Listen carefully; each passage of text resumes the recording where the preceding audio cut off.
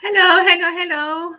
Merhabalar arkadaşlar. Bugün sevgili Cinat Cem benim konuğum ve kendisiyle bakalım bugün nelerden bahsedeceğiz. Sizler de bana yazıp soru sorabilirsiniz. Kendisine iletmemi istediğiniz mesajlarınız varsa, sorularınız varsa ona iletebilirim. Ve evet dediğim gibi bakalım bugün bizler nelerden konuşacağız. So welcome. It's Hi. great to see you as always. Thank you. So I introduce you to my audience, whom I think they know you very well, and I ask them like to ask you anything that they desire. If there is any topic they would like us to cover, I can ask you. So how is everything? How's life? Life is good. Life is good. Yes. It's starting to get hot here in the United States. Ben yine her şey nasıl gidiyor dedim. Hayat nasıl dedim. Burada Amerika'da hava sıcak olmaya başladı diye cevap verdi. Her şey iyi gidiyor dedi. And here in Izmir is very, very, very hot. Especially today. I'm originally from Cyprus, and Cyprus is like over heated place. Yes. So summer. Do you like summer? I love summer. Yazı sever misin? Dedim. Evet, yazı I do sevdiğini better in the warm weather than I do in the cold weather. Evet, daha iyi hissediyorum dedi sıcak havada soğuk havaya göre. But I prefer spring and fall. Ben bahar ayını ve sonbaharı tercih ediyorum dedi yaza göre. Yes. Evet. So your trainings are coming, right? Correct. I'll be doing 7 rays training on Saturday and Sunday of this week. Bu hafta sonu cumartesi ve pazar 7 ışın şifası eğitimini gerçekleştiriyor Jin. And this will be your last one for this year, For right? this year, correct. Mm-hmm. Ve bu eğitim bu yıl için son kez yapılacak. Registration is still open today. Hali daha bugün kayıt olabilmeyi arzu ediyorsanız kayıt olabilirsiniz. So did you choose to upgrade Zoom more than 100 people? So I'm sure. Not yet. Not yet. Her zaman yine şunu söylüyorum. Binlerce senin öğrencin olacak. Zoom'u daha büyük bir mecraya taşımayı arzu eder misin diye bahsediyorum. I was in the 7 ray training and it was amazing. Thank you. Ben 7 ışın eğitimindeydim ve gerçekten muhteşemdi. And what would you like to talk about us, about 7 rays? Sure. So the healing with the 7 rays is actually working with ascended masters and color to affect healing on the physical, emotional, mental, and spiritual bodies. Duygusal, ruhsal ve zihinsel bedenlerde şifalandırmak adına aslında 7 ışınla çalışmak demek, yükselmiş üstadlarla çalışmak ve ışıkla, renklerle çalışmak demektir. Yes. It's a form of hands-on or remote healing. It works very quickly, whereas Reiki can take like an hour to do a complete session. 7 rays can maybe take 5-10 minutes.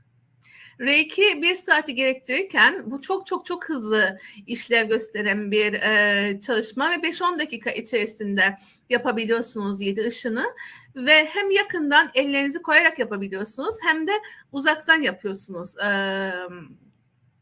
Yeah. However, but the healing that one can achieve from the 7 rays is very fast, intense, and can be permanent. Ve 7 ışından gerçekten şifalandığı zaman çok hızlı, çok yoğun ve kalıcı bir şekilde şifalanabiliyorsunuz. Yeah, it addresses all the areas of the body. Bedenin bütün hatlarına dokunuyor, temas ediyor. Yeah, and like I said, it works with color and frequency. Renklerle ve frekanslarla çalışan bir sistem. I think, however, some of the largest benefit for students who take the class is the introduction to the Ascended Masters, because many people aren't aware. Fakat sınıfın en büyük hediyelerinden bir tanesi yükselmiş üstadlarla sizi tanıştırıyor olması. Çünkü pek çok insan onların varlığından şu anda haberdar değil. And many students tell me that once they have this introduction and the attunement of the class, the masters stay with them all the time. Ve pek çok öğrencim bana her zaman şunu söylüyor. Biz uyumlanma aldığımız zaman ve bu sınıfı aldığımız zaman bu yükselmiş üstadlar her zaman bizlerle oluyor. Hiçbir yere gitmiyorlar. They don't go anywhere. No, and they'll show up and they will say, use me. Ve onlar görünür oluyorlar ve size beni kullan diyorlar. Yeah, it's really nice. Gerçekten güzel bir deneyim. So you can talk.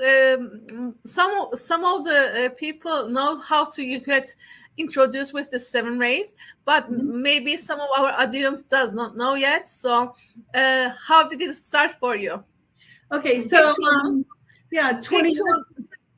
Sorry. Pek çoğunuz bu konudan haberdarsınız 7 ışından, ama bilmeyenleriniz için sen bununla ne zaman, ne şekilde tanıştın diye sordum sevgili Cine. Actually, a lot started for me with the 7 rays. 20 years ago, I took a class. Benim için 7 ışınla başladı. And when did you take the class? 2003, right? 2002. 2002 yılında aldığım bir sınıftı 7 ışın şifası diyor. And because it's a 2-day class, right? İki günlük bir sınıftı değil mi? And as I left the first day, I spontaneously opened to channel. I had an enlightenment experience after leaving the first day of the 7 rays class. İlk günkü 7 ışın şifası sınıfını alır almaz aydınlanma yaşamıştım ve inanılmaz bir alan açılmıştı. And I have to say my entire life changed. Ve şunu söyleyebilirim ki benim bütün yaşamım değişti. Because before that, I was working in the corporate world selling computers. Bundan önce ben iş dünyasında çalışıyordum ve bilgisayarlar satıyordum. And I was very successful at that, and I had no idea that 20 years later I would be doing what I'm doing now. O kadar başarılıydım ki hiçbir fikrim yoktu 20 yıl sonra şu anda yapıyor olduğum şeyi yapacağıma dair. So not only did I get introduced to the Ascended Masters and learn a very powerful healing tool, but this opened me to receive inner speak. Bu beni sadece yükselmiş üstadlarla çok büyük bir şifaya açmakla kalmadı. Bu olan inner speak'in girişini sağladı, girişini tetikledi aslında. Bununla başladı diyor bu sistem. And so I have to say that night I opened to channel, and I didn't even really know what channeling was. Ben o gün bir kanal olmaya açılmıştım ve kanallığın ne demek olduğuna dair hiçbir fikrim yoktu. So what is channeling? Maybe they can ask. It's receiving information from other dimensions. Kanallık nedir diye sordum. Belki bu soruyu soracak olanlar için başka boyutlardan bilgi almaya başlamaktır. And as I was driving home from that class, I heard a man's voice inside my car telling me that I was done with everything I'd done before in my life. Ve ben o gün while coming back from 7 rays class, yes, first night. O akşam ben sınıftan ayrıldığımda arabada bir ses duydum ve bana bugüne kadar yapmış olduğun her şey bitti diye söyledi bu ses. And I started arguing with that voice, and I said, "No, don't be taking away my livelihood unless you've got something better for me." hayır hayır diye kavga etmeye başladım o sesle. Benim yaşam şeklimi lütfen benden almayın. Bana daha büyük bir şeyi verecek değilsiniz. And the voice said nothing. Ve ses hiçbir şey söylemedi. And then he It didn't repeated say it. anything. No, silence. And then he repeated Sadece himself. sessizlik vardı. And he said, Ve kendini tekrar etti. you're done with everything you've done up to this point in your life. Ve bana şunu söyledi. Bugüne kadar hayatında yapmış olduğun her şey bitti dedi. Her şeyi bitirdin dedi. And that night, in my sleep, I began to receive this huge download of sacred geometry. Ve ben o akşam rüyamda kutsal geometriyle ilgili muazzam bir yükleme aldım. I did not know what that was. Kutsal geometrinin ne olduğunu bilmiyordum. I just, I heard the man's voice again. O adamın, is it the same voice all the time? Not always, but at this point in my life it was. Bir erkek sesi gibi duydum. Ben de şunu sormuştum. Hep aynı sesi mi duyuyorsun? Hayır, bazen farklı farklı sesleri duyarım ama o ana kadar hep aynı sesti. Ve and he woke me up and I began to see a slideshow or like a PowerPoint presentation on the far wall of my bedroom. Yatağımın karşısındaki duvarda sanki PowerPoint bir sunum izliyormuşum gibi bir şeyler izlemeye başladım. And it was examples of sacred geometry in nature and in reality. Doğadaki ve realitedeki kutsal geometriyle ilgili örnekler veriliyordu. And it would flash up on the screen and then go away. And I had just long enough to see it. And that was it. Sadece görebileceğim kadar bir hızda duvarda flash gibi patlıyordu ve kayboluyordu. And then I fell back asleep. Ve ondan sonra tekrar uyudum.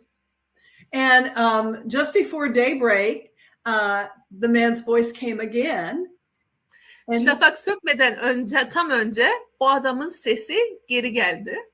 And he said, she will now give you the keys. Ve o he said, right? She, yes. O kadın sana şimdi anahtarları verecek demiş adamın sesi. And then I heard a woman's voice only Ve o zaman da bir kadının sesini duydum. She only spoke in my right ear. Sadece benim sağ kulağıma konuştu. And I didn't understand the language. It was loud and it was not English. Çok yüksek sesle konuşuyordu ve İngilizce değildi. Bundan dolayı ne söylüyor olduğunu anlamadım. Now I know that she was speaking in light language. Ve şu anda biliyorum ki ışık dilinde konuşuyordu. But I didn't know what light language was then. O zamanlar ışık dilinin ne olmuş olduğunu bilmiyordum. And so then I went back for the second day of the class. Ve ilk gün bitmiş, ilk akşam oluyor bunlar. İkinci gün sınıfa gittim. So I learned how to use the tool. Araçları nasıl kullanılacağını öğrendim. And I thought life was going to continue the way it had up to that point. Ve yaşamın o ana kadar devam ettiği gibi devam edeceğini düşünerek sınıftan ayrıldım. But then I would be driving, and this was always happening in the car. I would be driving. Her zaman yine araba sürerken oluyor. It's as if like you are traveling through dimensions when you are in the car. Yes. Sanki sen arabadayken boyutların içerisinde geziyormuşsun gibi değil mi dedim. The man's voice would say, okay, pull into that parking lot. I'm going to give you dictation. Ve o adamın sesi şöyle söylüyordu. Kenara çek, park et. Sana dikte ettirip yazdıracağım. İmlayla yazdıracağım. Yazdıracağım şeyler var. And in bits and pieces, I began to receive. Yeah, I began to receive what is now inner speaker JAWS. Ve JAWS sistemini, inner speak sistemini parça parça almaya başladım. Yeah. So. No. So inner speak and JAWS came at 2002, right? 2002, correct. Wow, I didn't know that it was such an old modality. Yeah. Ben JAS sisteminin ve Inner Speaking'in 2002'de gelmeye başladığını bilmiyordum. Hemen akabinde JAS ve Inner Speak 7 ışından sonra direkt gelmeye başlamış. Kanalı açılır açılmaz bu olmuş. So then, well, for the first 2 or 3 years, I didn't realize that I could use it remotely. I only was working on people in my office. Ben 2 yıl boyunca uzaktan şifa yapabileceğimi fark etmemiştim. Ben ofisime gelen kişiler üstünde şifa yapıyordum. So afterwards, like you opened up an office and then you started to directly work on people as a doing healing sessions. Yeah, exactly. So you quit from your job, right? No. I was doing both. I was doing the corporate job Monday to Friday and the healing work Saturday, Sunday and nighttime. Pazar, ben işini o anda bıraktın mı diye sordum. Pazartesinden Cuma'ya kadar iş dünyası içerisindeydim ve işimi yapmaya devam ediyordum. Cumartesi ve pazar şifa veriyordum ve aynı zamanda akşamları da çalışıyordum. And I continued juggling that for about 6 or 7 years. Ve ben bu şekilde 6-7 yıl devam ettim. And it never occurred to me that this work would go outside of Atlanta, Georgia. Ve bu işin Atlanta, Georgia'nın ötesine geçebileceğini hiç düşünmemiştim. Yeah, and then through a series of strange and wonderful synchronicities, bir sürü tuhaf ve muhteşem eş zamanlıklar serisinden sonra I met a man by the name of Steve Rother. Steve Rother isminde bir adamla karşılaştım. He's a channel, a quite O da famous bir kanal. He channels a group of angels that call themselves the group. Kendilerine grup diyen bir melekler grubunu kanallık ediyor. Steve, right? Steve. Yeah, Steve, yes. And one of my clients told me about this man's website. Benim danışanlarımdan bir tanesi bana bu adamın web sitesinden bahsetti. And so I went there and looked at it, and he had just written a book. Ve ben oraya gittim. Tam da o anda kitabı yazmıştı. And the book is called Welcome Home. Ve kitabın ismi Eve Hoş Geldin'di. And I'm pretty sure it's been translated into Turkish. Ve eminim ki o kitap Türkçe'ye de tercüme edildi. Yeah, and so on his website it had the table of contents for the book. Ve web sitesinde o kitabın içeriğini yazıyordu. Can I check for a second if it's translated into Turkish? I think I know that book. Bir kontrol etmek istedim. Aynı kitaptan mı bahsediyoruz?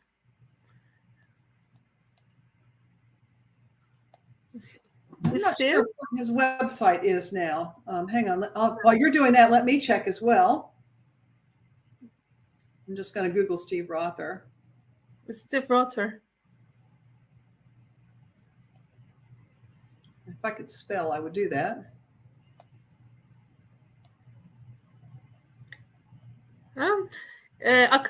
We have a book in by him from Akasha.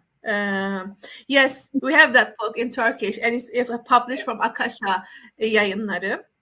Evet arkadaşlar, Yuvaya Hoş Geldin isimli kitaptan bahsediyor Jin. Akasha yayınlarından yayınlanmış. He has got 2 more books also translated to Turkish. He's got a whole bunch of books. He's got lots of books. Yeah. His website is espavo.org. Evet, espavo.org, right? .org. .org isminde bir web sitesi var. Bizde I just wrote it in the chat room. Ruhsal Psikoloji, Hatırla ve Yuvaya Hoş Geldin kitaplar var. We have got 3 books by him in Turkish, as far as I can see. One of them is called Remember. Remember. I actually think that was the first one. Remember. Yeah. Evet, ilk o kitaptı diye bahsediyor Jin. And it's called Steve Roth and the Group. Yes. And the other one is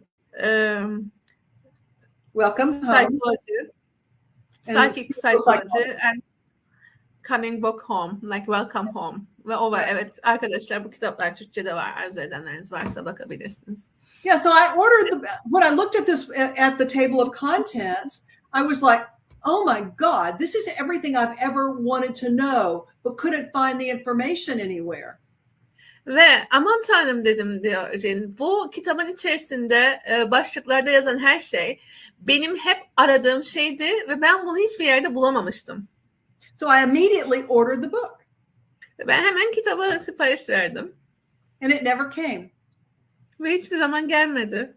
And every day I would go to my mailbox and the book would be there. And I would just kitabı bekledim ve hiçbir zaman kitap gelmedi. And so after about 2 or 3 months, one day I received a telephone call. Ve 2-3 ay geçtikten sonra ben bir telefonda bir kişi beni aradı. And it was Steve Rother's wife, Barbara. Ve Steve Rother'ın eşi Barbara'ydı. And she said, "Did you order Steve's book?" And I said, "Yes." Steve'in kitabını sipariş vermiş miydin diye sordu bana. Ben de evet dedim. And she said, "Well, we got your order, but one of the digits in your credit card did not come through." Biz senin siparişini aldık ama kredi kartındaki şeylerden bir tanesi çalışmadı. And she said, "We've tried every possible combination of numbers and we can't make it work." Ve biz bir sürü kombinasyon denedik, çeşitli o kredi kartındaki o numaranın ne olduğunu bulmak için ama hiçbir şekilde çalışmadı. So anyway, I gave her the correct credit card number and we stayed on the phone and we talked for almost an hour. Ben ona doğru kredi kartının üstteki numarayı verdim ve telefonda kaldık. 1 saat sohbet ettik. And she was telling me that that her husband travels all over the world and hosts workshops where he channels the group. Ve eşinin dünyaya dolaştığını ve atölyeler düzenlediğini ve bu atölyelerde grubu kanallık yaptığından bahsetmiş Barbara ona. And I said, "Well, how come you've never come to Atlanta?" Nasıl oldu da Atlanta'ya gelmediniz o zaman diye sormuş Jin. And she said, "We've never been invited. We only go places where we're inviting." Biz hiçbir zaman için davet almadık. Biz sadece davet edildiğimiz yerlere gideriz demiş eşim. And I said, "Well, I'm inviting you right now." Ben şu anda sizi davet ediyorum demiş Jin. And so with that conversation, I became Steve Rother's host in Atlanta, Georgia. Ve ben o sohbetle beraber Steve Roth'un ev sahibi oldum Atlanta'daki. And I hosted him for 3 workshops. Ve 3 atölye boyunca onun ev sahipliğini yaptım. And he became my mentor. Ve o benim eğitmenim olmaya başladı. And so I'm not sure what year it was. Let's say maybe 2007, 2008. Emin değilim hangi yıl olduğunu. 2007, 2010 olabilir. He had a conference in Holland, in the Netherlands. Hollanda'da bir konferansı vardı. And the conference was called the Human Angel Conference. İnsan Melekleri konferansıymış konferansın ismi. And so he invited me to come speak at that conference. Ve beni o konferansta konuşmaya davet etti. He said, "I can't afford to pay your flight to the Netherlands, but if you get there, then you can attend the conference for free and your room and board will be for free." Ben seni oraya da uçak biletini karşılayamam ama oraya gelirsen orada kalmanı ve oradaki şeyini karşılayabilirim demiş. And so I said, "I'm in." Tamam dedim, geliyorum diye cevap verdim. And so I went there and the Dutch people loved Interspeak. Ve ben oraya gittim ve Hollandalılar Interspeak'e bayıldılar. And so I began traveling to Holland 4 times a year to teach I would first teach level 1, and then I would go back and teach level 2 at the next Ve quarter. ben oraya sürekli ziyaret etmeye başladım. İlk önce gidip 1. seviyeyi veriyordum. Ondan sonra gidip 2. seviyeyi veriyordum. 4 times in a year, you said, right? Yeah. And that happened. Yılda 4 defa bu oluyormuş. Yeah, Yılda 4 and defa. that was happening Hollanda'da year over year. ve her yıl yapmaya devam ettim. And at one of those classes was attended by a Turkish woman. Ve o sınıflardan birine bir kızcağız, Türklerden bir kişi de katıldı. Yeah, and so she took level 1. It was Lamia Onurhan. Lamia Onurhan o sınıflardan bir tanesine katıldı ve ilk önce 1. basamak inner speed aldı. So she took level 1, and then 6 months later she came back and took level 2. Ve 6 ay sonra geri geldi ve 2. seviyeyi aldı bu kez. And Wow. she asked me at that second class, she said, do you mind if I translate your work into Turkish? Ve 2. sınıfta bana bu çalışmalarını Türkçe'ye çevirmemi arzu eder misin diye sordu. And I said, I don't care. Çevirmemden rahatsız olur musun? Tabii ki olmam cevabını verdim. And so she went home and translated everything into Turkish. Ve eve gitti ve her şeyi Türkçe'ye tercüme etti. And then I guess it was 3 or 4 months later, she contacted me again, and she said, I have 30 women in Istanbul that want to learn the second level of your work. Ve arada 3-4 ay geçtikten sonra Türkiye'de 30 tane hanım var senin 2. seviyedeki 2. basamağını öğrenmeyi arzu ediyor. She said, would you come to Istanbul? İstanbul'a gelir misin diye sordum. And I said, of course. Ben tabii ki dedim. And the rest is history. Gerek kalan her şey de tarih. And now there are like 400 people who teach the work and 4,000 people who use it in Turkey. Şu anda 400 kişi inner speak dersleri veriyor ve 4000 kişi de eğitimini aldı ve bu araçları kullanıyor. Yeah, the level 1. Evet, 1. seviyeyi kullanan. Yeah. And now some of them will be teachers as well, right? Yeah, exactly. They'll be added to the list, the smaller list that the teachers. Ve o 4000 kişiden şimdi seçenler de eğitmenler listesine katılacak, eğitim alacak. Çünkü we have got a training this month, right? June. Right. Haziran ayında çünkü 2. basamak eğitimi yapılıyor yeniden. And the registration is open, right? Yeah, yes, the registration's open, but they have to have taken level 1 prior to December of last year. Fakat 1. seviyeyi Aralık'tan önce almış olmaları gerekiyor. So it's the same rule, 6 month rule. Yes. 1. seviyeyi 6 ay kullanıyorsunuz. Ondan sonra 2. seviye eğitimini alabiliyorsunuz ve bu durumda Haziran'da şu anda Aralık ayında ders almış olan kişiler, Aralık ve öncesi ders almış olan kişiler eğitmen olmayı seçebilirler. So when is the training? It's the end of the June. The training is going on now. The last day of registration is the 20th of June. Kayıtın son günü 20 Haziran arkadaşlar. And then on the 16th of July, there'll be a live class on Zoom with me and the students. 16 Temmuz'da öğrenciler ve benimle beraber canlı bir sınıf olacak. Yeah. And it's a 2-day class. Like, it's a self-paced. The class itself is a self-paced class. It's 8 webinars that they can do at their own speed, and then it's a 1 day, but there's 2 days of it where I divide them up. Yeah, that's why I always think it like a 2-day class. Right. Aslında bir gün. Şimdi şöyle bir şey var. Şimdi 2. aşamayı almayı arzu ediyorsanız 8 tane webinardan oluşuyor. İlk önce 8 tane webineri kendi hızınızda çalışıyorsunuz ve Jin'le 16'sında muhtemelen 17'sinde 2 ayrı sınıftan birine katılıyorsunuz ve bu şekilde eğitmen olabilirsiniz. Yeah. Okay.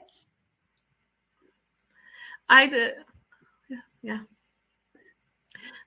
So I'm happy to answer questions if people have questions that they would like to ask me. Eğer bana sormayı arzu ettiğiniz sorular varsa cevap vermekten çok mutlu olurum diyor Jin. Yeah. I think it's easier with the Instagram lives, Jin. Maybe we can do a question and answer live sometimes.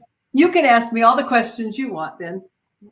Ve belki bir Instagram yayını da yaparız dedim. Sevgili Jin'le sorularınız varsa sorularını alıp da gelebileceğiniz.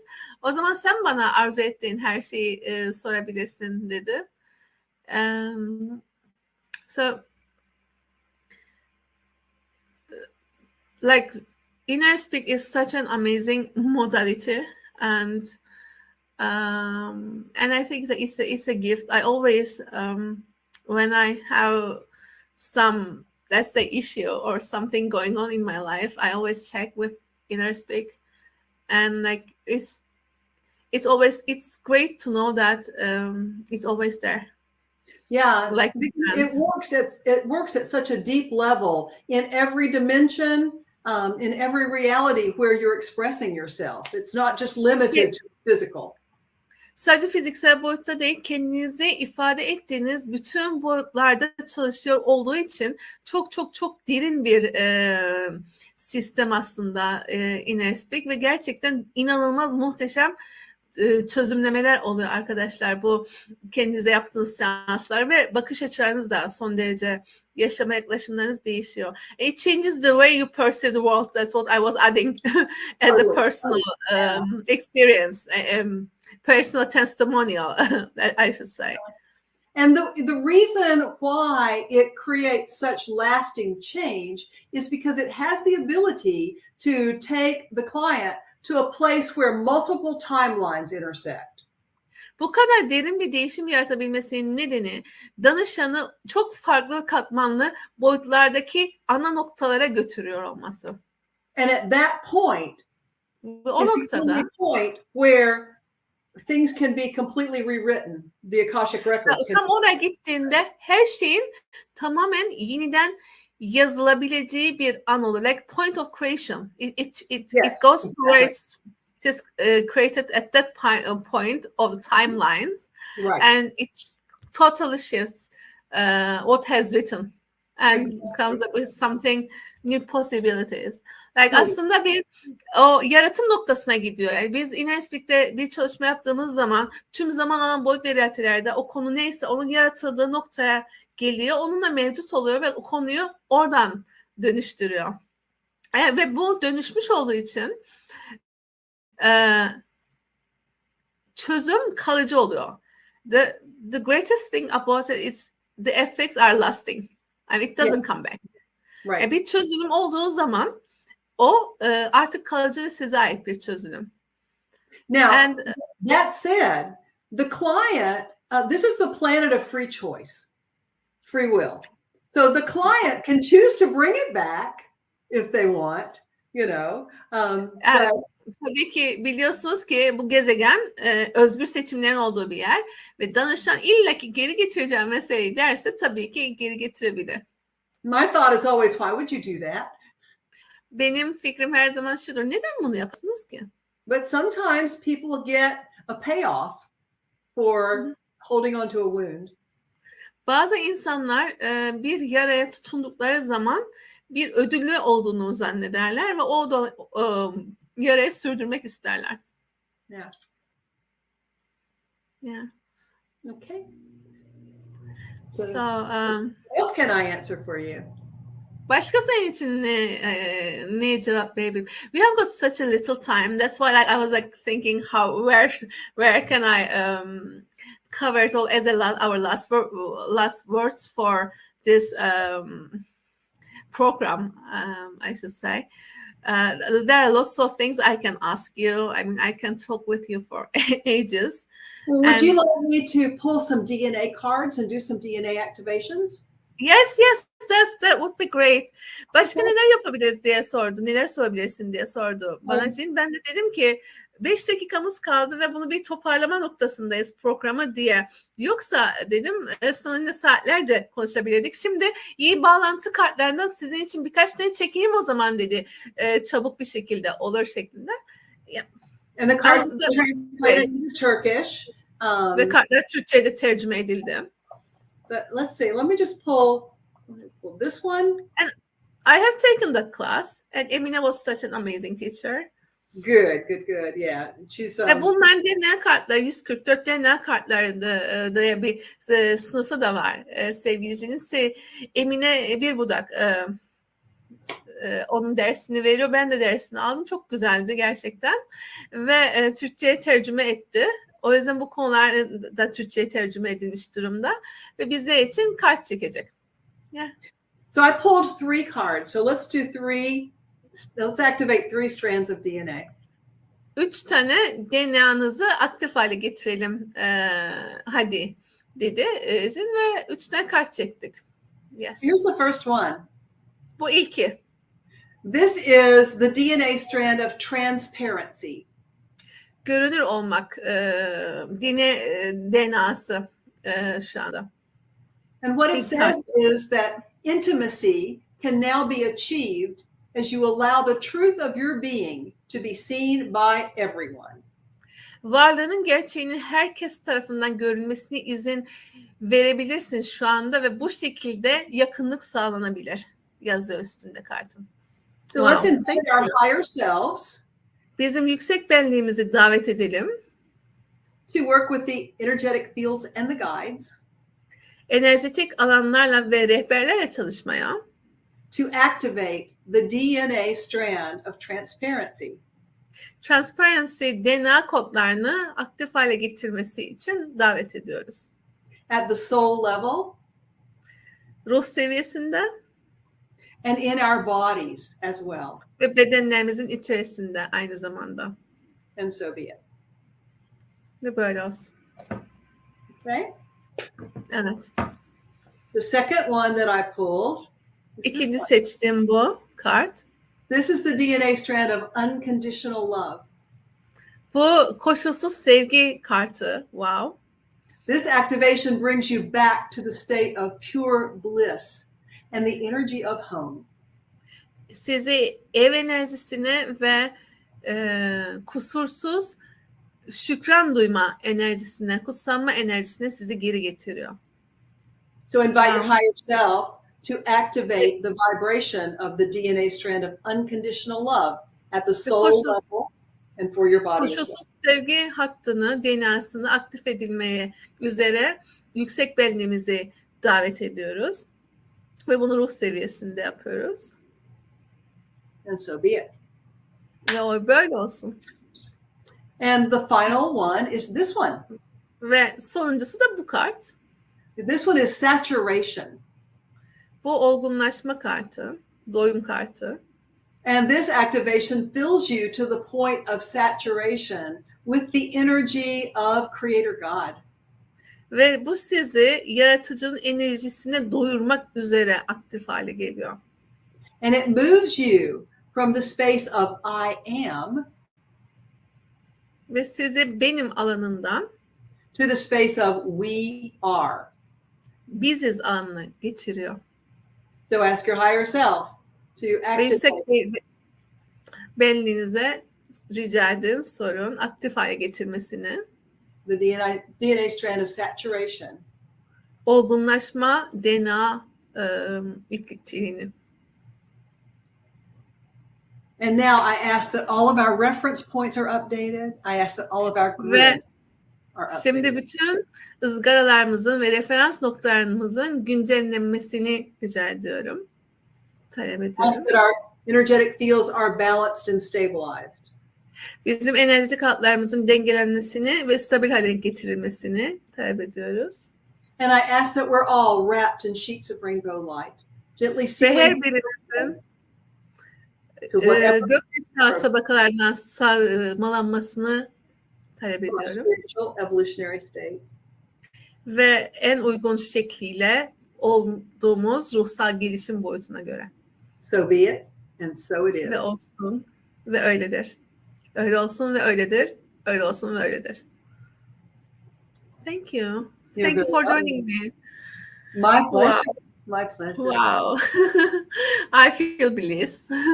I mean, I think those are watching, they will say the same. Like, thank you. Good. Thanks a Excellent. lot. We are so grateful. Evet, kutsanmış hissediyorum dedim. Eminim ki sizler de öyle hissediyorsunuz arkadaşlar.